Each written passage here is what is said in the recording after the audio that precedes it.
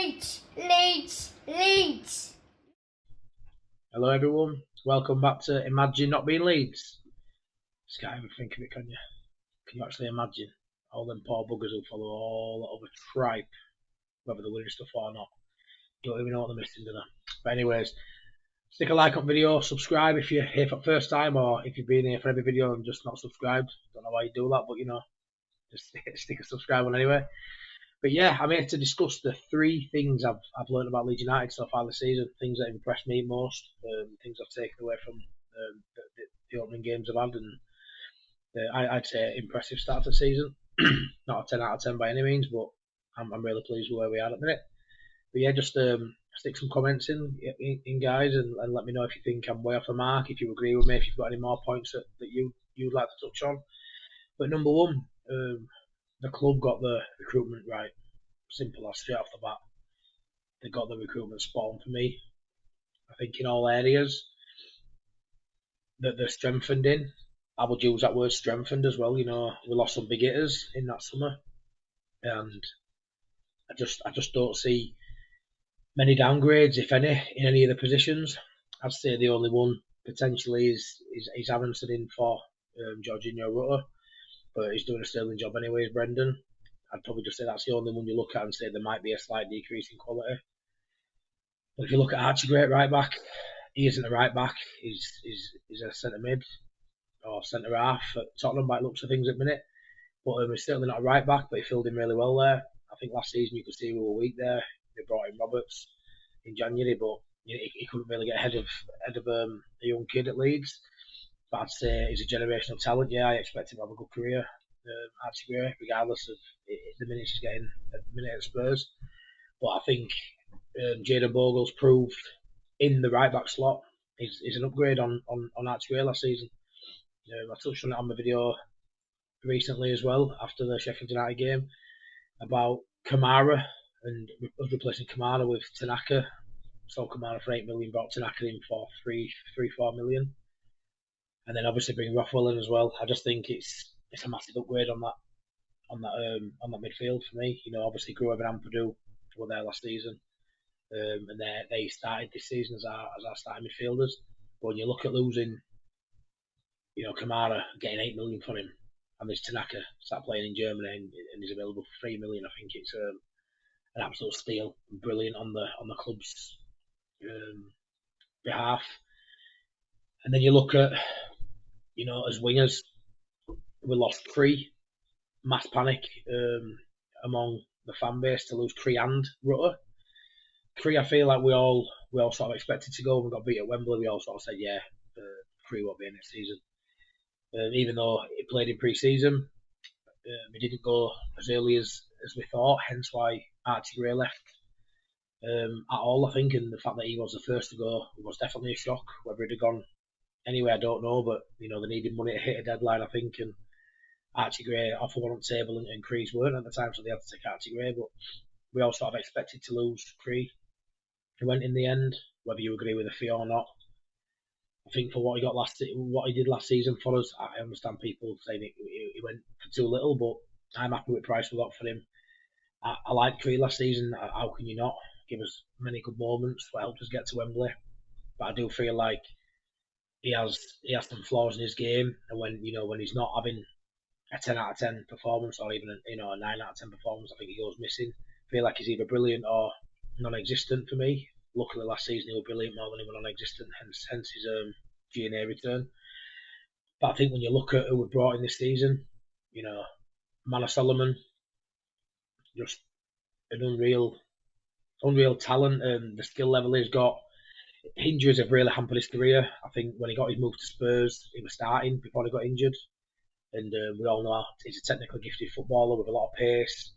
And the one real decent game he's had for Leeds, obviously, is on the injuries at our place. He did a lovely cross for Mateo Joseph to get a goal at home at Ellen Road, and he showed what we've got there. He showed he can beat a man. He shows he can cut inside. He's a really good player, man, Solomon. I think we've been on loan and he's been on high wages. It may push Farker when he's fit to maybe have to play him. Hopefully he doesn't succumb to that sort of pressure. But either way, whether he's on bench, I couldn't care less. He's a brilliant player. But for me, Ramazani is stealing the show up there. You know, even Willing on to having a fantastic season, but considering what we bought Ramazani for to what we sold Somerville for, honestly, I've said it now a few weeks now. I think it's a like for like swap. But people on YouTube seeing, well, people I spoke to work, friends who said, all the same thing, and it made sense. You can't replace Somerville, a 25 to 35 million pound player, in the Championship because you'd have to spend that sort of money again to get someone like that. I understand what you're saying, but that's not necessarily true. Tanaka is worth more than 3 million, isn't it?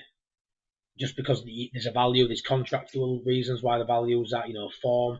There's a lot of reasons why you might get someone cheaper than they're worth. And for me, Ramazani is everything and more than of what Somerville is. He just hasn't had the sample size to prove that yet, and that will only come over the rest of the season. And you can clip this up then if he only gets 5, 6, 10 G&A. But for me, he's going to get around that 20 mark, and that's with the pressures of the people behind him. Your Solomons, your Dan James. You look at Somerville last season. He only had Jaden Anthony to worry about, really, didn't he? There was no one really pushing him for that shirt. And you could say if we hadn't sold the lad to what is his name now, the lad to Bournemouth, it wouldn't have even started. No, it wouldn't have even started. He was Sinistera, that's the one. He was going to be a bench option potentially because if Sinistera would have stayed last season, it'd have been Sinistera on left and none went right for me. And Dan James obviously filling in went on right too, but it just so happened he got his chance, did Somerville, and blew up better than any of us thought it was going to be. He showed flashes in Premier League, but I don't think anyone expected him to be a player of the year at Championship. Not Somerville. If anyone were expecting anything, it'd have been Nonto, because Nonto's, in the short time he'd been here, shown more than Somerville in the Premier League season as well. So I think Ramazani is going to prove to be a magnificent player for us. So yeah, when you touch on the recruitment man for man, there's only really Jorginho Rutter you could say is a bit of a downgrade to Aronson. I think the striking options we've got now have proved we didn't need to strengthen there. A lot of people say we need another striker. I think between Pirro and Joseph, with Bamford as a third option, who'll get sporadic minutes, he ain't going to get much. I think we're in a better position than we've been in many years for up front. Last season we had Jorginho for a bit, which was strange. We had Pirro and then Bamford whenever they were fit, which were rare. And obviously Matteo Joseph were on the bench, but Farke didn't really trust him last season. But he's got that trust in him now, and you can see that's coming to fruition.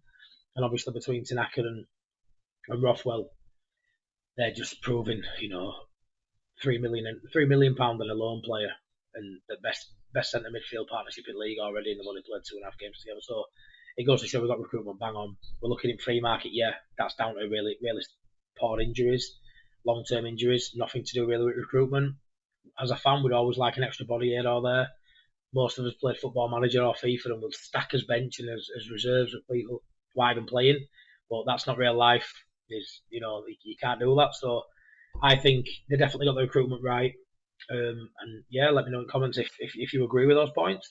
You're well entitled to say you don't, and for me to shut up. But I don't think there's much more they could have done with that squad. Maybe another body in defence, maybe, and that's it. But that's just being picky for me. I think we've got when everyone's fit, we've got covered in every position. For 2 players per position, and multiple players can play multiple positions. So I think we're a squad's in a healthy state in terms of the player profiles we've got. Just in terms of numbers, it looks a little bit light because of those injuries, like I mentioned. But yeah, number 2 is the mentality of the team of Daniel Farke. I don't think we'd have had that mental steel last season to overcome some of these boundaries we're facing this year, and it's closely linked to the recruitment because certain injuries last season to certain personnel this season, like Bamford would have been out all year. We'd have massively struggled last season because we didn't have that depth we feel like we've got this year. But yeah, I just feel like the mentality of this team. I always feel when you have heartbreak and heartache and you go through some gut wrenching like losing a playoff final, I always think that's going to galvanise you. If you can keep the majority of that core together and sprinkle it with some new bodies, fresh bodies, new ideas, without those mental scars, I think it's a combination for success. And I really look at that team now, that squad, the manager. We've got a manager there who's always got 90 plus points. I've said in previous videos, and I'll I'll say it till the end of the season. I think 85 points gets you top two, potentially even wins your league. So on that basis, we might as well end the season now, won't we, as champions? Because he'll get us 90 points. We're already better off than we were last season when we got 90 points. 90-point trophy. Woohoo! This season we'll have that 90-point trophy and the actual trophy. But yeah, I think all in all, when you look at the moment, the injuries to your captain. I mean, if anyone else loses the captain and he's definitely in the top three, top five best players, is Ampadu technically, and his ability and his experience and leadership skills, everything combined, is probably the one you don't want to lose. He's better quality players. Yeah, there is individual players, but for everything he brings, he's probably the main important player that Farker would say first name on the team sheet. I would imagine if fit to come through that. Yeah, we got a draw at Norwich. We got a draw at Sunderland. They're good results now. They're brilliant results. To come through such a tough period of time, so many games in a short space of time, with these injuries, it's credit to this side. I feel like everyone's battling for shirts, and whoever comes in is keeping that shirt, trying the best to keep that shirt, because it's such a competitive squad now. And I can't remember a squad being this competitive. Honestly, I can't remember last time. I feel like every single person, when they walk out on that pitch now, they've got to give it 110%, because if they don't, they lose a shirt. Farker doesn't normally change the side. No, he doesn't. But he's got the options on the bench this year to do that because of the point one, like I made, the recruitment. He can trust his bench. And when you look at stuff like Melier, that mistake at Sunderland, the mentality of that squad to come together 2 weeks of international break, he'll have been fragile, will Melier. I know Farker spoke really well of in the press conference leading up to the Sheffield United game, saying he was great, he's in a good place. We've all been right with him. It's been brilliant. All the stuff you'd want away, all the stuff they're going to say in front of the cameras. He'll have had some dark moments in those 2 weeks, 100%. He'll have had some stuff, not nice stuff on social media, and the way the team protected him in that Sheffield United game, limited. He didn't have to make one save. Worst he had were a couple of corners to come out and punch and collect. I thought he cut really well. Luckily, like I say, they worked really hard to nullify Sheffield United. Keep those shots down to a minimum, or zero, as I say. And all of a sudden, he's gone from biggest mistake he'll probably been making in his career, and everyone hating him, to it being a clean sheet. Whether he's the reason for that clean sheet or not, to get through that game with a clean sheet, he walks off there with his head held high, Ellen Road in front of all them people. That now is gone. Yeah, it's 2 points dropped. Yeah, we can't get them back, but that is gone now. He won't go into this game, this next game against Watford thinking about the goal now. It's gone. It's gone. He makes a mistake in Sheffield United, he just rolls on, and you start talking about Darlow. Now it's gone again. Now the conversation's gone until the next error or until the next bad performance, which hopefully don't come. I think last season or previous seasons, you're having to take Melier out after that because he just hasn't got that mentality, like I say. But I think combined with with that defence, Strauch looks a really good silent leader, and I think he issues calm. I think Rodon's a bit shaky at times, but I think Strauch, even though we say goalkeepers need to instill that calm, throughout the team, and you don't want your defenders to be nervy, I think Strauch's such a good natural leader. He's so calm at ball. I think he'll make the rest of that back four and Melier calm to a degree. We've got this, tall, strong presence, just goes about his business and leads by example. And I think when you've lost Ampadu, Strauch, eyebrows raised, because some people like a captain who's going to dictate and scream and shout, and he ain't that. But he's so good in what he does. He's Strauch, he's an 8 out of 10 pretty much every game. Rolls Royce, I'll use those words again. He's a phenomenal talent, and I think he's really showing those leadership skills that Ampadu now isn't showing because he's not there. And yeah, I just think we've had a slip from Solomon, we've had a Rodon giving away a penalty, we've had Melier's error. Those three errors there have led to a loss and 2 draws, and I think every time we've sort of bounced back, I don't feel we've had a bad performance off back of it. I don't feel like we've had a hangover at any moment. Even the playoff final, we came back in pre-season, we won all the pre-season games at home at Valencia, looked brilliant. Away at Germany with no fans there, looked brilliant. I just feel like there's no hangover from it. I don't know why there hasn't been. Yeah, it's been a slowish start to the season in certain areas, but I just feel like everything's been positive. The only negatives this side's had has been the outside issues, as in, lady luck. I just haven't been on our side, the injuries and stuff like that, and these little errors. I don't feel like as a collective this team has had many problems. They haven't looked bad in any game. They've had games that haven't looked brilliant. They haven't played their best football they can possibly play. But they haven't had any games this season where they've looked worse than the side they were playing. You could argue they could have won every game they played. Obviously, it's football. It's not always going to happen like that. But when you look at the side and you look at what they're having to overcome, having all these international breaks, all these injuries, all these players going away on international breaks, the mental toughness Aronson, Tanaka, Firpo have shown doing long distance trips to play for the national sides and come back within a couple of days' notice, no training session, maybe one day recovery in, and put out a performance like they did against Sheffield United. Unbelievable. Unbelievable. The mentality of this side right now for me is the best it's been since the Bielsa days. They're not carrying any baggage and they're playing with a freedom, and that's got to go credit to Farke.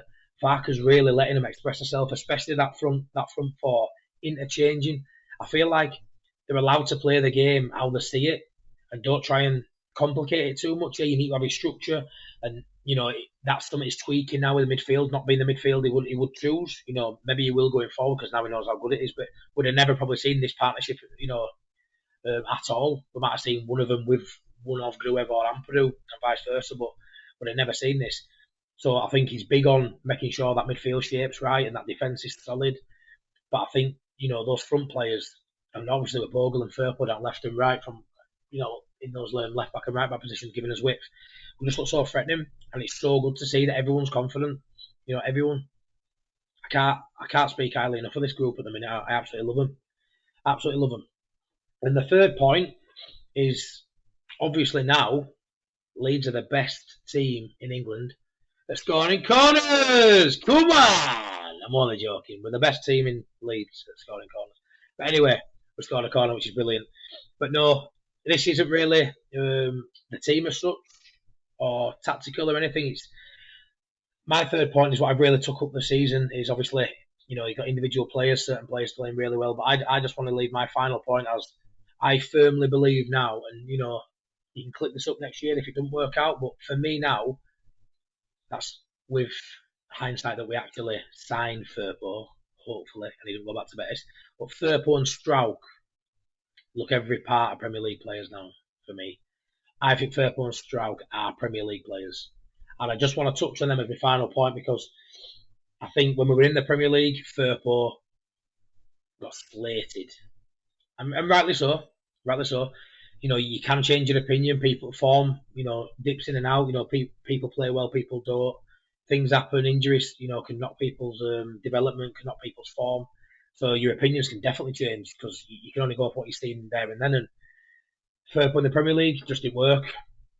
He didn't get forward as much. They weren't offering that part, so he never really got to see that part of his game, really. Not to that level you see him now, anyway. He just didn't look like a footballer. Didn't look like a top-end footballer.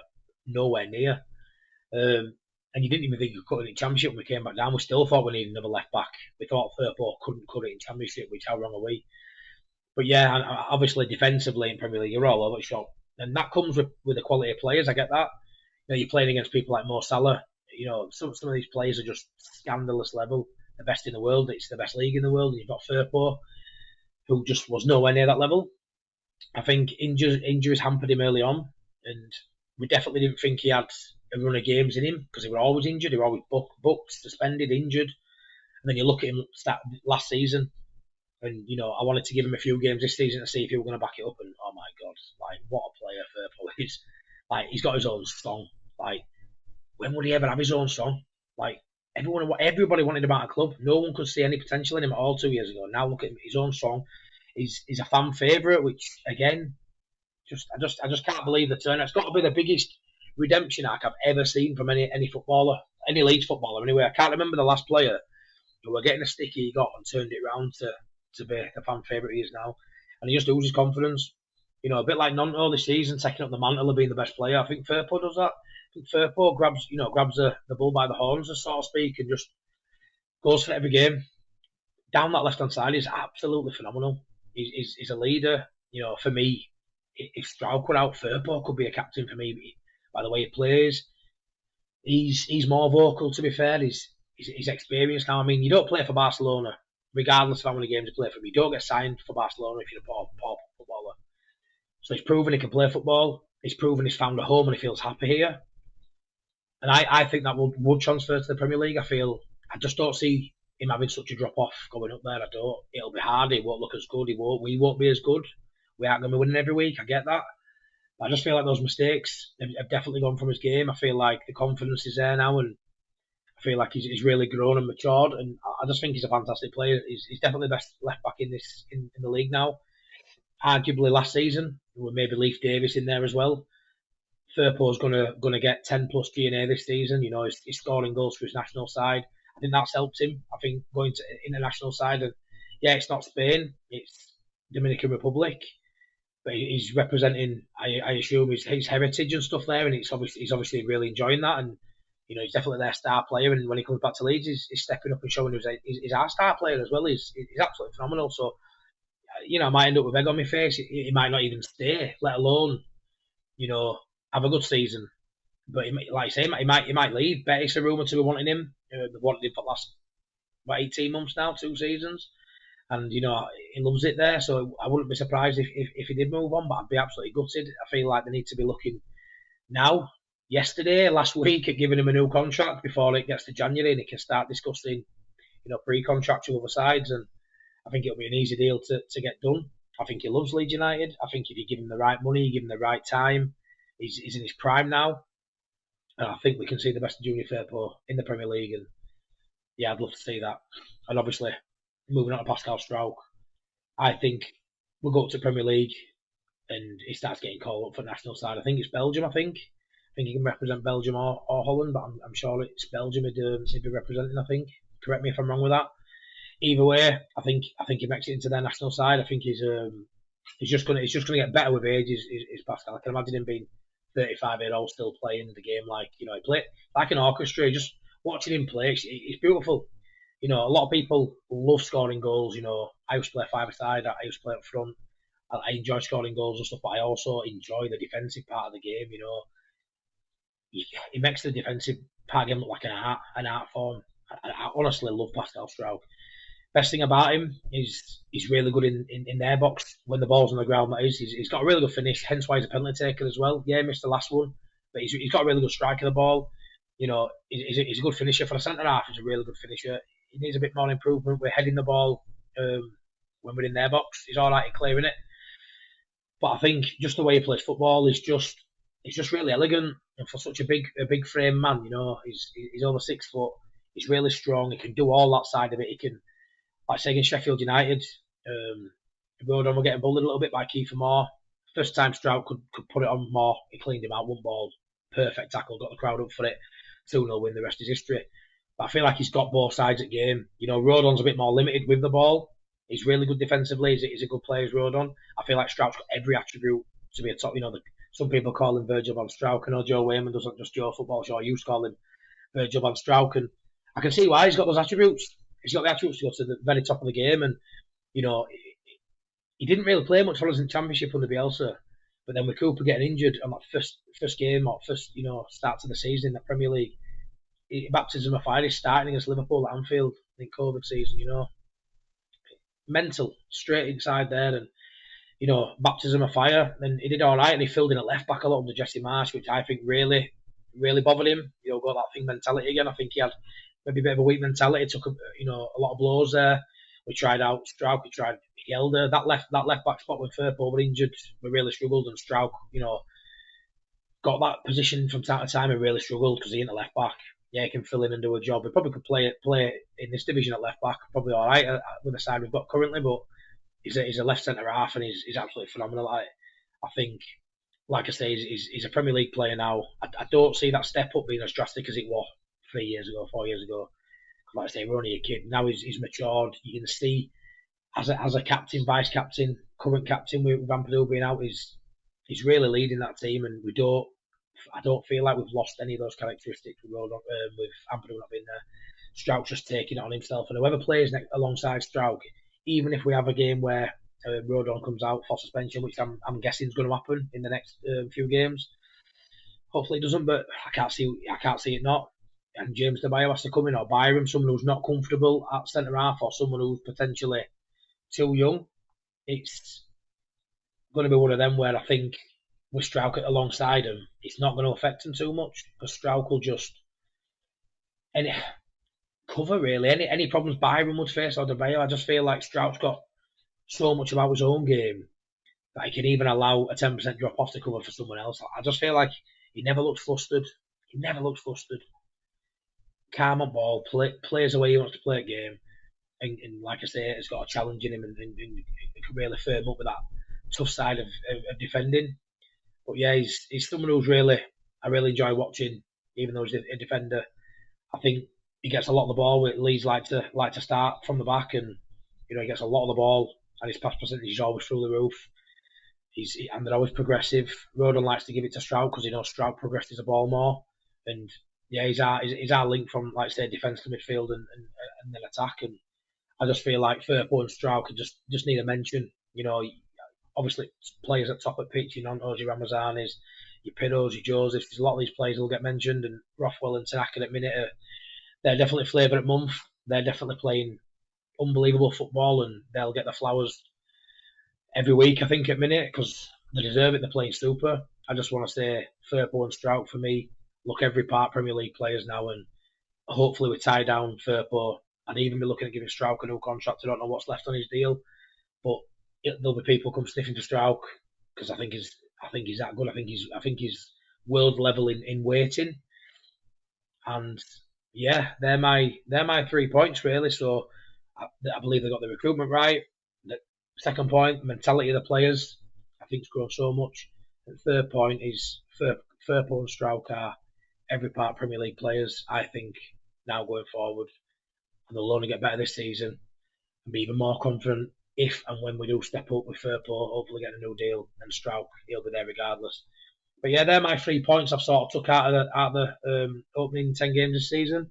I'd love to know what you think. If you don't mind sticking some comments in the comment section and like the video. If you're new here, subscribe, please. I'm close to 200 subs. I'd like to get there. Sharpish, really. I'm really loving doing content. And yeah, thanks for watching, guys. Take care.